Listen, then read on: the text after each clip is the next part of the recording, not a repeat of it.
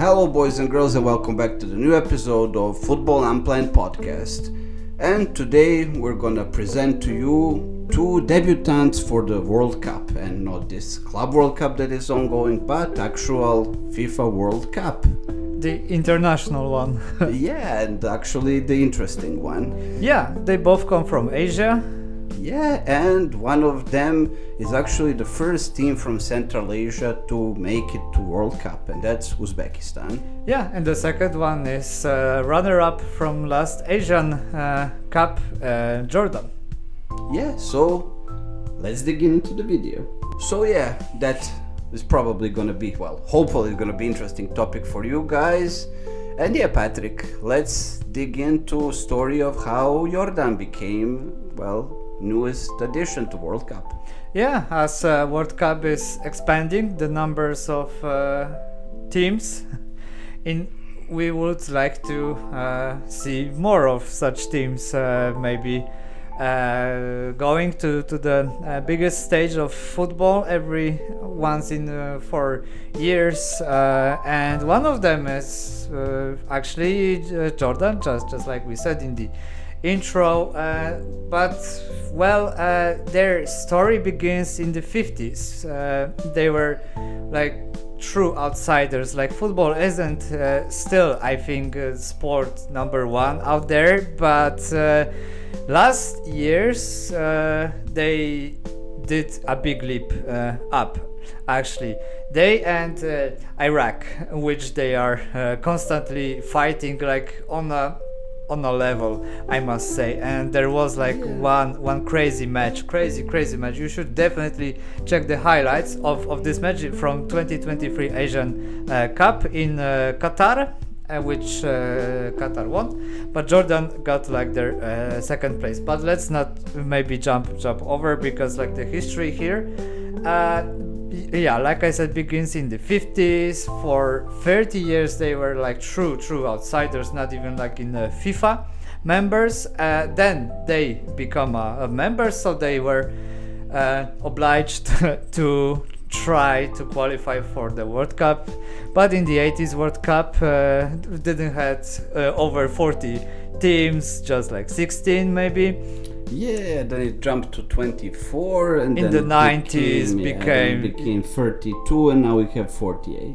Yeah, after many years, because for many fans even 32 was like the perfect number of the teams for World agree, Cup. to be honest. Me too. So we will see next year how the expansion will actually work out, because yeah, we have now space for teams like Jordan, Uzbekistan, New Zealand, these types of New countries. Zealand will now be like a given, because like Australia moved to Asia and they have a guaranteed spot.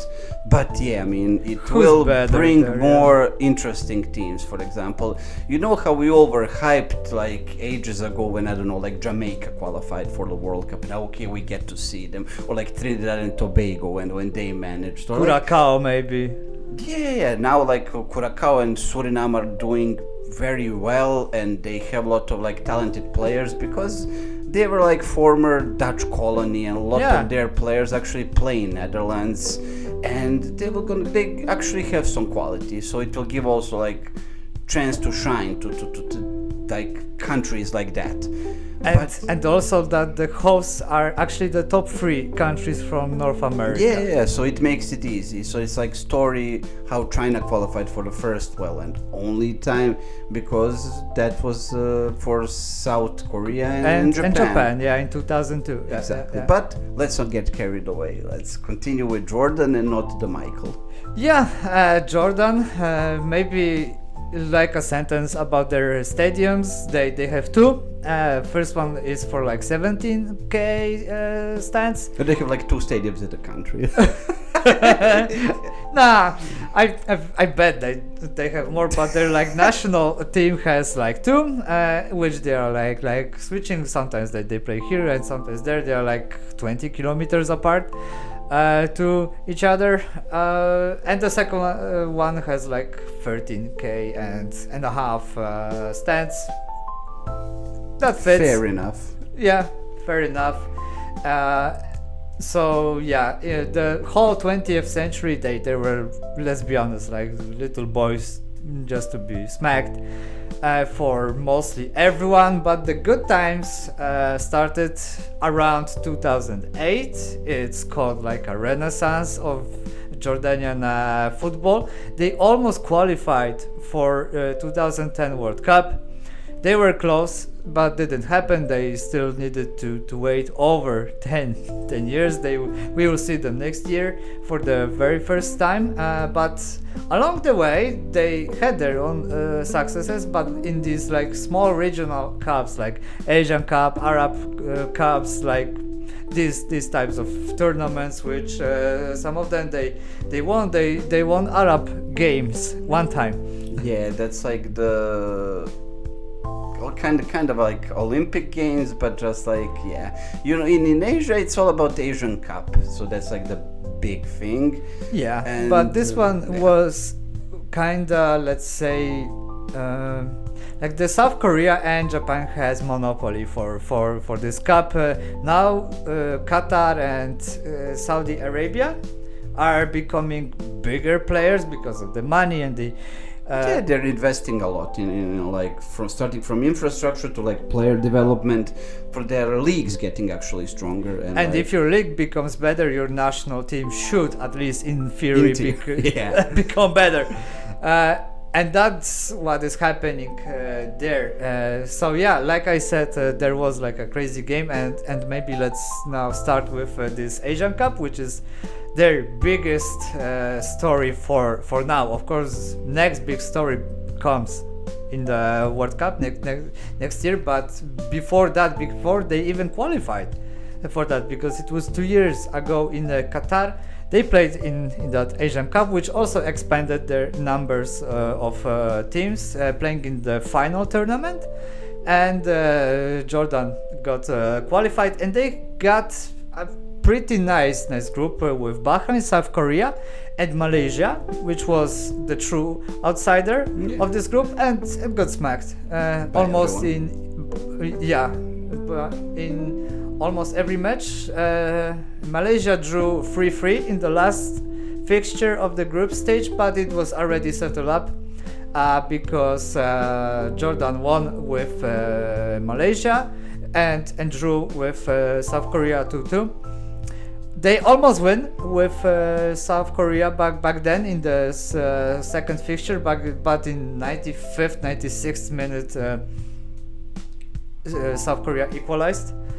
But both had 4 points back then, and they have same rule as we have in the Euros, that the best teams from the third places also advance to the next round.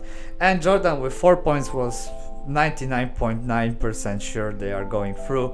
In the last match they kinda played with second squad, let their best players rest for the 90 minutes, and they lost with Bahrain, which gave Bahrain first place in that group. And all three clubs all three teams, all three nations advanced through. And that's where the true big story for Jordan happens, because they took third place in their group, advanced as the best one from all of the third places. And later they played with Iraq, like their, let's say, for now biggest opponent. They also almost did lost their golden ticket for the World Cup to the Iraqis, but they won for like 1 point ahead of them in the qualifications. But that match in that Asian Cup was something else. Like, it was going from left to right all the time. For most of the times Jordan was the better one, then Iraqis became the lead, took the lead in that match, and the last 2 minutes, let's say, like 95th and 97th minute, they switched it back.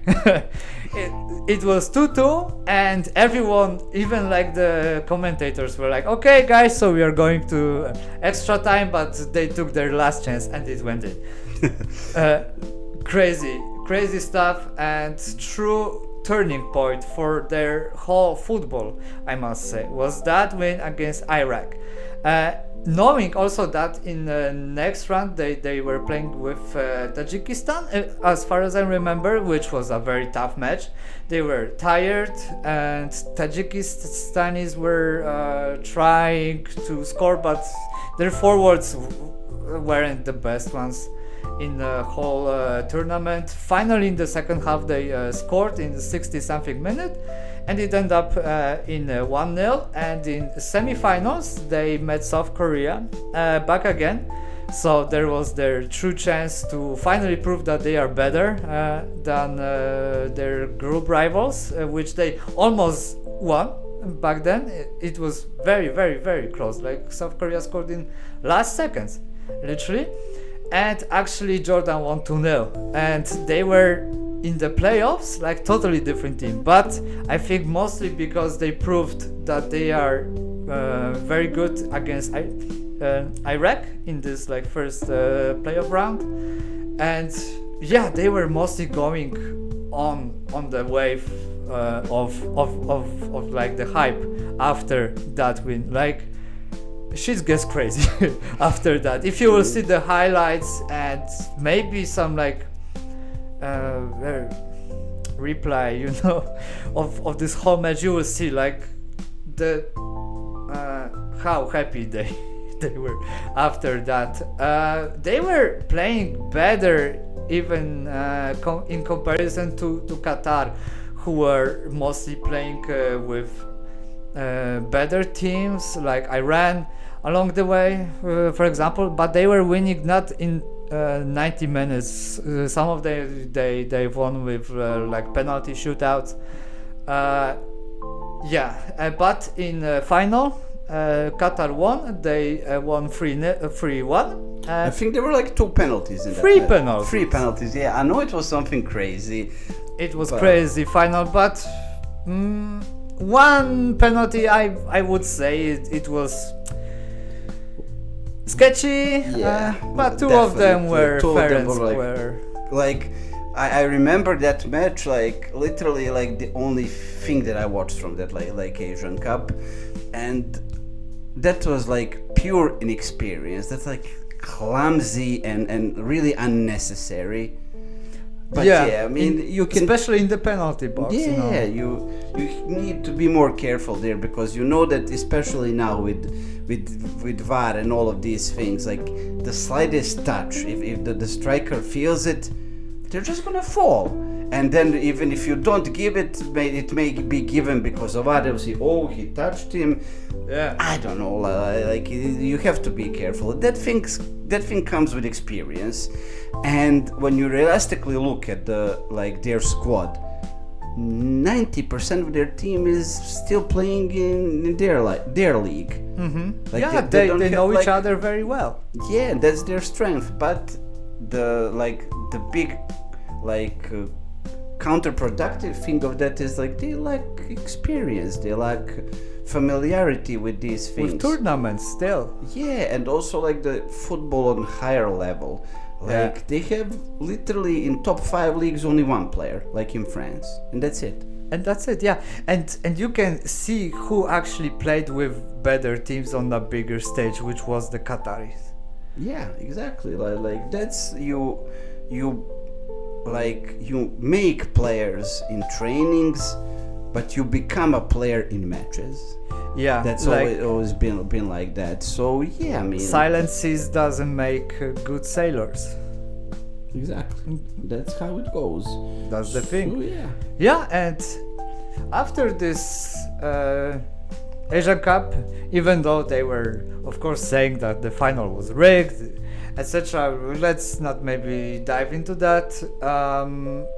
Like the true good things were still forward ahead of them, and yeah, I'm looking pretty much forward for them. I'm supporting them in this like World Cup next year, I think, because I don't see Poland going through, so yeah, I will be mostly looking for like the small outsiders, yeah, because that's what we were saying. It's always fun to cheer for like the underdog. Yeah. Like when now freaking Auckland City got a point, like against After losing Boca 10-0. Juniors. Yeah, that's like the stuff that like dreams are made of. That's like what truly football Is about, yeah. about like a guy who's a freaking teacher getting a man of the match against Boca Juniors. Like, bring it on. So that's like These are the stories. Exactly, like that's what makes this like a beautiful game.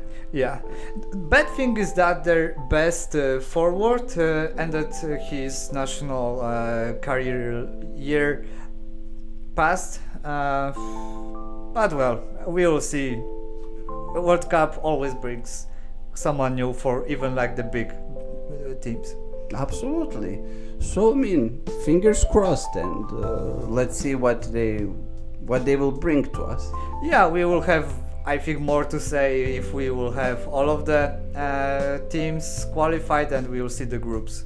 Yeah, exactly. Because now we still don't truly know what this will look like. And it's still a year, which in football terms it's it's like eternity, literally. yeah. Oh man, I think we said everything about Jordan, so let's jump into next pretty interesting team, also Uzbekistan. Yeah, exactly. So their football story begins even earlier, like in 20s.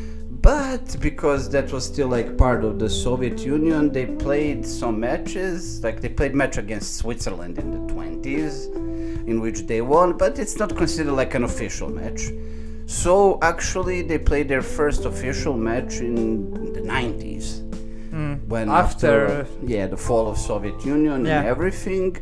But yeah, I mean, for the longest time, they were pretty much also like the punching bag of like bigger like Asian teams, though they did like from the first possible try win the Asian games. But like we said in the previous segment with Jordan, it's not like some important tournament. And actually, like even since 20 plus years ago, like Uzbekistan is sending their like Olympic team, like under 23 team to these games. Yeah, cause you know, even for like Asian games, it's still like kinda Olympic-ish tournament, and the football is there, but you're not watching Olympics for football. You're watching for like sports that don't have much media attention throughout like the 4 years span. It's like for Olympics are about basketball tournament, like in athletics and like stuff like that. Is like the main. And same goes for the like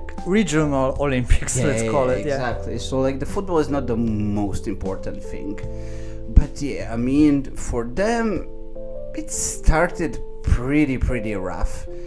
In 2000, when they lost to Japan 8-1. And that wasn't that long ago. I mean, they did have their biggest win even earlier, but it's against Mongolia. So really, like, we're same class. Are we gonna take that seriously? So like, no. But well, I guess in the time after that, like some money started to be invested there, and their clubs became better. They started bringing some serious coaches there. Like for example, 6-7 years ago, their coach was Hector Cooper, like the guy who played in the Champions League finals. Like he was coaching the teams in the Champions League finals. European Champions League, yeah. And he is now coaching Uzbekistan, where they had like a Slovenian coach Katanec, who brought Slovenia national team to Euros in 2000 and then like into World Cup in 2002. So some like serious people were starting to appear, and they, even though like similar stuff with Jordan, most of their players are playing like in Uzbekistan still. Their league, since it became, let's say, everyone likes to call their league now Super League, so does Uzbekistan. In 2017, they are starting better and better. Like they're bringing in more and more foreign players and players with actual CVs. I mean, it's not good when you mentioned that their top scorer of Uzbekistan National League is a Serbian guy who is now 37. Oh. Yeah. Like, and he's not in this year. I think he was injured and he only like played 6 matches like in this season. Enough. But he like, but at like 35 was scoring 20 plus goals per season for them. But it's still much more serious than it was losing to Japan 8-1 and all of these teams. Yeah. And they finally managed to bring in some footballers into top 5 leagues. So first one to break away was a guy with a very hefty price tag that Mourinho bought. It was, excuse me for my pronunciation, but Eldor Shomuradov. Okay. And he, like, Mourinho paid for him like 25 million like euros or something. That's half of like per capita of country. But yeah, I mean, and he played there. He played well, actually. Like in Serie A in general, he didn't play well for Roma, but he's still in Serie A, and he's the top scorer of Uzbekistan national team in their history. Mm-hmm. But now they have something to really be proud of because, and again, sorry for my pronunciation, Kachanov. Something like that. I'm sorry, guys, but that guy did like a speed run of football. Like even at his youth, he left Budyonk, like one of the bigger like Uzbeki clubs. He went to Belarus, and then he went from there, still very young, to France, to Lens, and then this winter he got picked up by Manchester City. And he didn't look out of place for a moment there. So like he is now their like biggest star.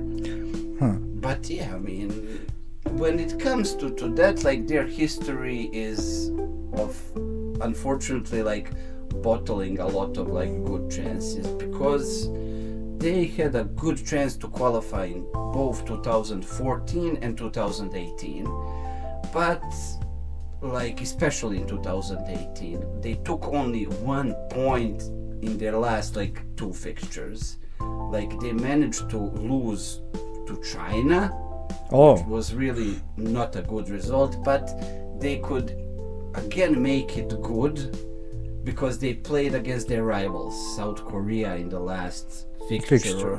And they drew like 0-0 in front of like 30 plus K people in Tashkent. And if they Whole Tashkent. That's a huge city. I know. But if they have won, they would have been qualified to 2018 World Cup.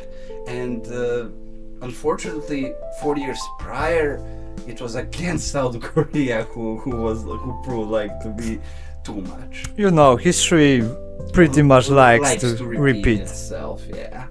But I mean, this year they managed to go through like without further issues. Though when they dropped points against Kyrgyzstan, I was like, seriously, are they gonna do it again?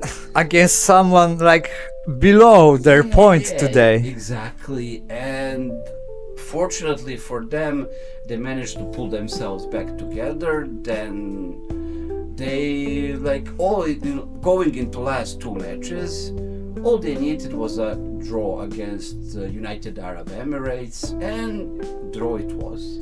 So I mean, they qualified even with 1 match to go, and that's like a great historical landmark. And also, like I said, they are the first Central Asian team to qualify for World Cup. So that's something, yeah. Exactly. That says volumes about, let's say, the point where the football is going in general. It's not now played exclusively in some parts of the world. Now, almost everyone is trying to be competitive. Yeah, and you see the progress. Actually, in 4 years span, like you said, Uzbekistan was very close to being Russian World Cup, right?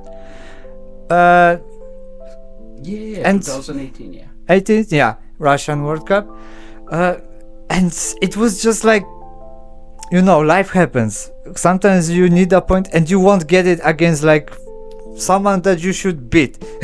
You know. They lost to China, and then they even had, like I said, like a chance to make up for it. But I mean, like, Yeah. South Korea is again what I'm gonna say about experience. South Korea played tons of those matches because since they qualified for the first time, they didn't miss a single one.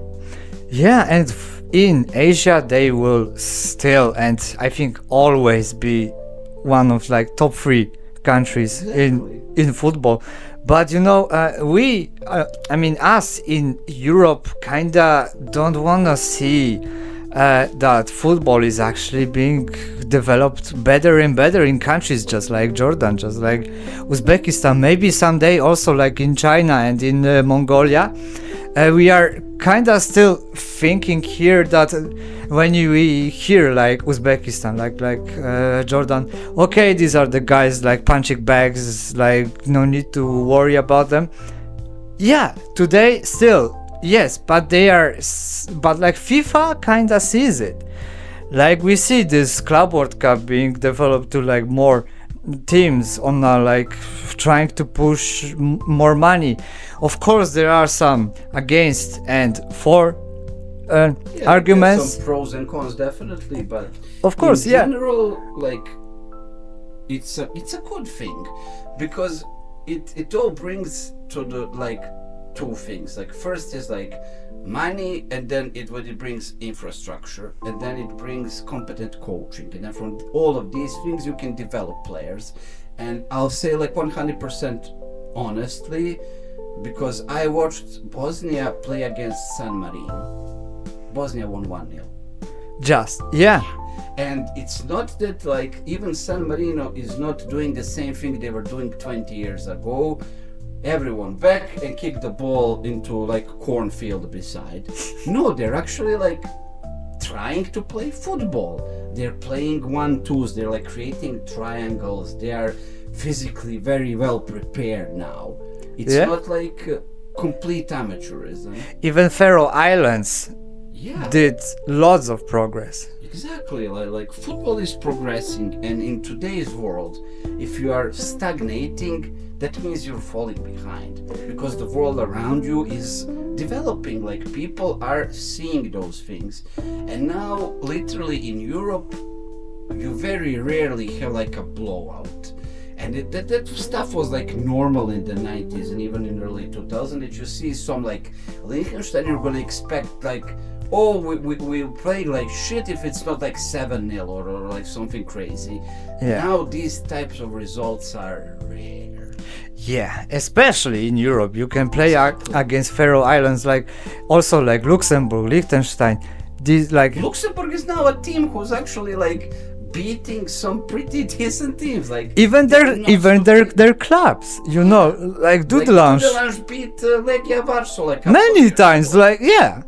And that's how it goes. But now we're seriously getting off topic. But the point stands, like Uzbekistan is starting to put some money into football, and that of course is gonna prove beneficial for them. Their clubs are gonna get better, their system is gonna get better, their player development is gonna get better, and the final reward is your national team is gonna get better.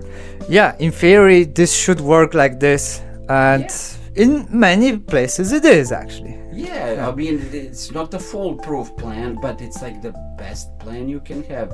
Because like when you were talking about Faroe Islands, they managed to do that by firstly like developing infrastructure, because okay, if you live in a place like Faroe Islands are, you need artificial pitches everywhere because it's freaking freezing.